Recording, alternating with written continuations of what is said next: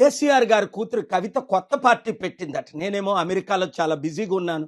Iran యుద్ధం ఆపకపోతే 850 కోట్ల ప్రజలు నష్టపోతారు 200 దేశాల్లోని.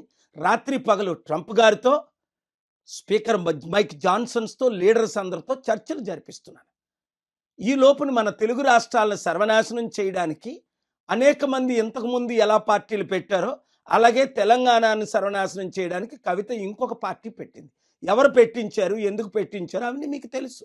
అందుకే 1000 మంది ఎక్స్ఎమ్మెల్యేలు, ఎక్స్ఎంపీలు, ఎక్స్ మినిస్టర్లు ఒక్కరు కూడా జాయిన్ అవ్వలేదు. కేవలం తండ్రితో ఉన్న గొడవ. అప్పుడే చెప్పారు కేసీఆర్ గారు 2008లోనే.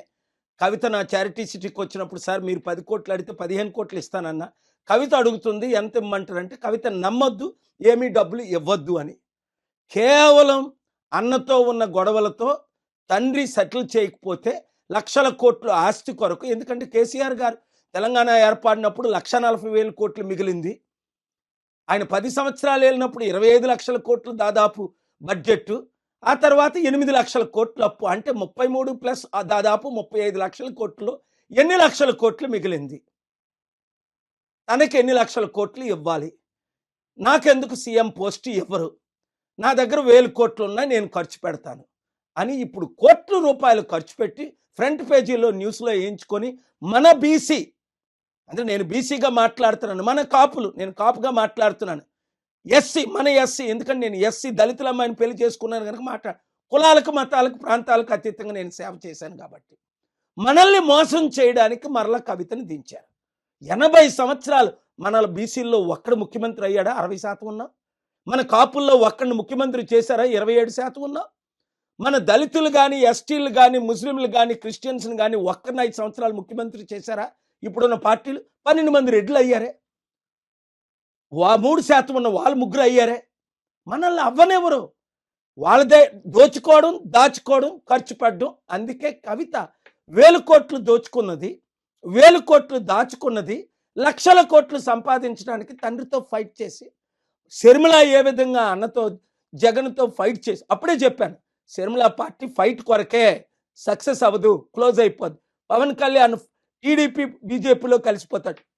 చిరంజీవి కంప్లీట్గా కాంగ్రెస్ పెట్టిన పార్టీ కాంగ్రెస్లో విలీనం అవుతాడని 2008లో నేను చెప్పలేదా? 2011లో ఆయన విలీనం అయిపోలేదా ఎంపీ తీసుకొని? ఇంకెన్నిసార్లు మోసపోతారు? మంచి వారికి అవకాశం ఇవ్వలేదా కోదండరాం లాంటి వాళ్ళకి? కనుక ఈ ఇప్పుడున్న 2-3 కులాలే కదా 80 సంవత్సరాలు మన తెలుగు రాష్ట్రాల్లో వెళ్తున్నాయి.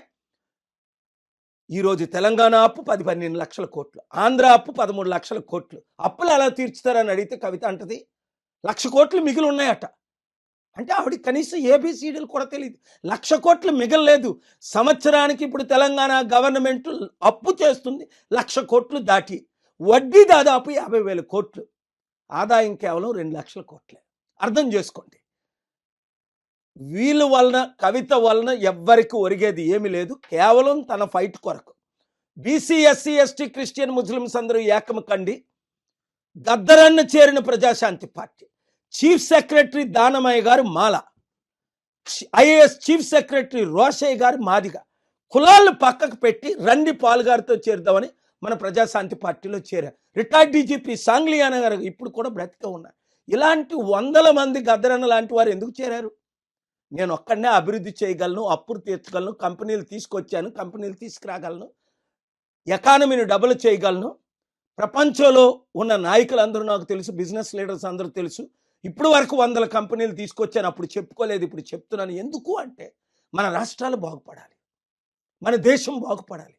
చైనా జీడిపి 22 ట్రిలియన్కి వెళ్ళిపోయింది 37 సంవత్సరాల కిందట. మనం ఈక్వల్ జీడిపి మంది కూడా, చైనాది కూడా సేమ్ జీడిపి ఆల్మోస్ట్. ఈరోజు మనం అడుక్కుంటే డబ్బులు ఇచ్చిన వాళ్ళు లేరు. కనుక యూత్ 60 లక్షలు ఉద్యోగాలు ఇస్తానంటది, 6 లక్షలు అనడానికి ఏముంది? దానికైనా విలువ ఉందా? కేసీఆర్ గారు 100 మాట్లాడలేదా? రేవంత్ రెడ్డి 100 వాగ్దానాలు చేయలేదా? మోదీ గారు డాలర్ని రూపాయిని ఈక్వల్ చేసేస్తాననలేదా? 56 రూపాయలు ఉన్నప్పుడు ఇప్పుడు అదే డాలర్ 96 రూపాయలు అయింది. వీళ్ళని నమ్మి మీరు మోసపోతారా? మన బీసీ, ఎస్సీ, ఎస్టీ, క్రిస్టియన్, ముస్లింలు అందరూ ఏకం అవుదామా? మీరే నిర్ణయం తీసుకోండి. మోసపోతారా?